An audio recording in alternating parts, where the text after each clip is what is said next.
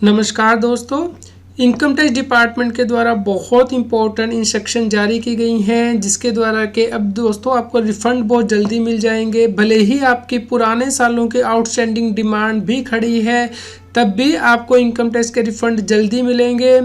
दोस्तों, इस इंस्ट्रक्शन को समझने के लिए आपको इस वीडियो को अंत तक देखना है ताकि आप कोई भी पॉइंट मिस ना कर दें और यदि आपका इनकम टैक्स का रिफ़ंड बनता है तो वो जल्दी से आपके बैंक अकाउंट में आ जाए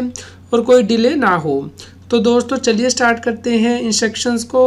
इन इंस्ट्रक्शंस में कहा गया है कि यदि किसी टैक्स पेयर की आउटस्टैंडिंग डिमांड होती थी पुराने सालों की, तो उस केस में हाई कोर्ट के द्वारा डिसीजन दिया गया था कि टैक्स पेयर को इंटीमेशन भेजा जाए और उसके बाद ही यदि उसका रिफ़ंड है वो एडजस्ट किया जाए। तो इसके लिए पहले सीपीसी के द्वारा इंस्ट्रक्शन जारी की गई थी असेसिंग ऑफिसर के लिए कि यदि किसी व्यक्ति का रिफ़ंड बनता है लेकिन उसकी पुराने सालों की डिमांड भी है तो उस केस में सीपीसी के द्वारा इंटीमेशन भेजा जाता था टैक्स पेयर को, और इसके साथ ही जो जुरिडिक्शनल चीफ कमिश्नर था इनकम टैक्स का उसे भी इंटीमेशन भेजा जाता था। और इस केस में एसएससी जो है असेसिंग ऑफिसर को 15 दिन के अंदर अपनी ग्रीवेंस जो है वो सबमिट कर सकता था कि उसकी जो आउटस्टैंडिंग डिमांड खड़ी हुई है यदि वो उसके अगेंस्ट कोई कंप्लेंट फाइल करना चाहता है या उसे लगता है वो सही नहीं है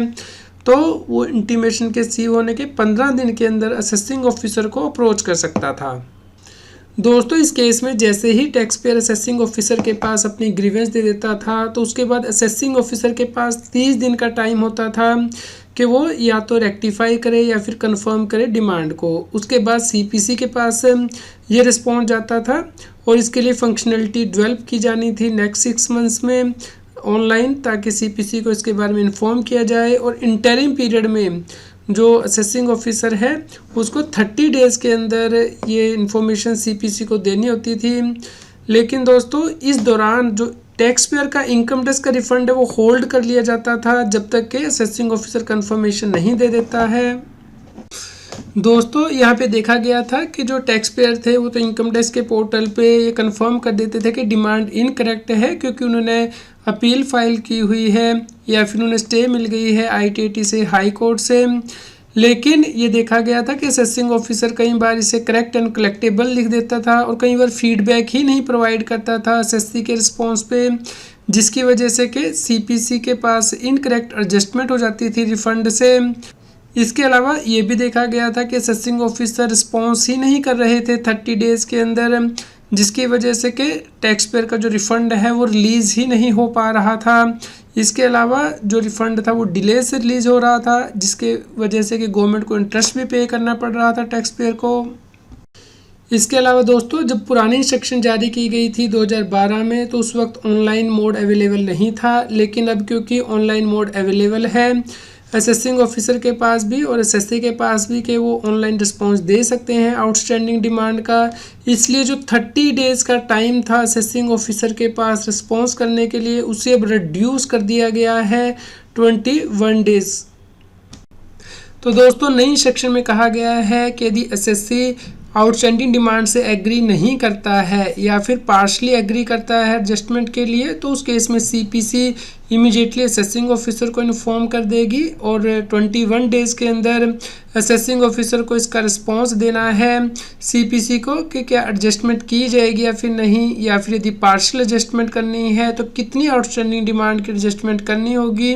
ये स्पेसिफाई करना होगा असेसिंग ऑफिसर को। यदि कोई फीडबैक नहीं दी जाती है असेसिंग ऑफिसर के द्वारा 21 दिन के अंदर सीपीसी को तो उस केस में पूरा अमाउंट जो रिफंड का है वो रिलीज कर दिया जाएगा बिना एडजस्टमेंट के, या फिर जितना अमाउंट एसएससी ने एग्री किया है कि एडजस्टमेंट की जा सकती है सिर्फ उतना अमाउंट ही एडजस्ट किया जाएगा रिफंड से और बैलेंस अमाउंट रिफंड कर दिया जाएगा। तो यहाँ पे जो पुरानी सेक्शन थी उन्हें मॉडिफाई कर दिया गया है, यानी कि अब 21 दिन के बाद जो सीपीसी के द्वारा रिफंड है होल्ड नहीं किया जाएगा। इसलिए इस केस में असेसिंग ऑफिसर को ही जो है एकमात्र जिम्मेदार माना जाएगा यदि वो 21 दिन के अंदर रिस्पॉन्स नहीं करता है। तो दोस्तों, यदि किसी टैक्स पेयर की आउटस्टैंडिंग डिमांड है, उसे इंटीमेशन मिला है, तो उसके बाद वो रिस्पॉन्स देगा असेसिंग ऑफिसर को और उस रिस्पॉन्स को कंसीडर करने के बाद income tax officer demand portal को अपडेट करेगा। असेसिंग ऑफिसर अपडेट करेगा डिमांड पोर्टल को कि क्या जो डिमांड है वो कलेक्टेबल है, और इसके लिए वो जो फैक्ट है कि इसको चेक कर सकता है। जैसे कि यदि स्टे दी गई है या फिर इंस्टॉलमेंट में पेमेंट करने के लिए अलाउ किया गया है अथॉरिटीज़ के द्वारा या फिर कोर्ट के द्वारा, तो इसे अपडेट किया जाएगा डिमांड पोर्टल पे, और उसके बाद सीपीसी को ये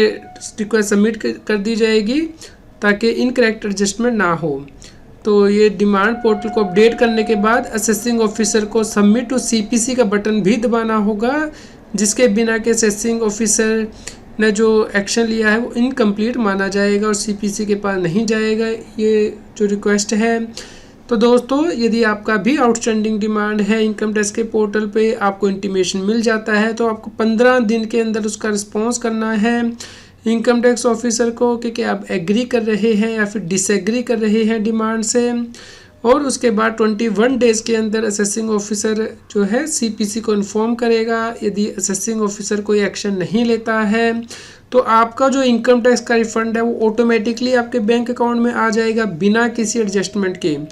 दोस्तों यदि आपकी कोई आउटस्टैंडिंग डिमांड है तो उस केस में आपको इंटीमेशन भेजा जाएगा। आपको इनकम टैक्स के पोर्टल पे लॉगिन करना है, पेंडिंग एक्शन में जाना है, यहाँ पे रिस्पॉन्स टू आउटस्टैंडिंग डिमांड पे क्लिक करना है। यदि आप डिमांड से एग्री करते हैं तो यहाँ पे demand is correct radio button को प्रेस करना है, और यदि आप एग्री नहीं करते हैं तो जो सेकंड रेडियो बटन है disagree with demand either in full और पार्ट, इसे क्लिक करना है। दोस्तों यदि आप डिमांड से एग्री कर देते हैं तो उस केस में यदि आपने इसे पहले ही पे कर दिया है चालान के थ्रू, तो आप यहाँ पे ऐड चालान डिटेल क्लिक करके चालान की डिटेल एंटर कर सकते हैं। तो आप यहाँ पे amount, BSR code, date of payment, serial number चालान का एंटर करके अटैचमेंट कर सकते हैं। दोस्तों यदि आप डिसएग्री करते हैं डिमांड से तो उस केस में आपको रीज़न यहाँ पे सिलेक्ट करने होंगे कि आप डिमांड से क्यों डिसएग्री कर रहे हैं। तो दोस्तों आप रीज़न में से बहुत से रीज़न है जो यहाँ पे सिलेक्ट कर सकते हैं, जैसे कि यदि आपने अपील फाइल कर दी थी, स्टे पिटिशन भी फाइल की है, वो चूज़ कर सकते हैं, या फिर आपको स्टे ग्रांट कर दी गई है, या फिर अपील में आपको इंस्टॉलमेंट में पे करना अलाउ किया गया है डिमांड की, या फिर अपने रेक्टिफिकेशन या रिवाइज रिटर्न जो है वो फाइल कर दी है।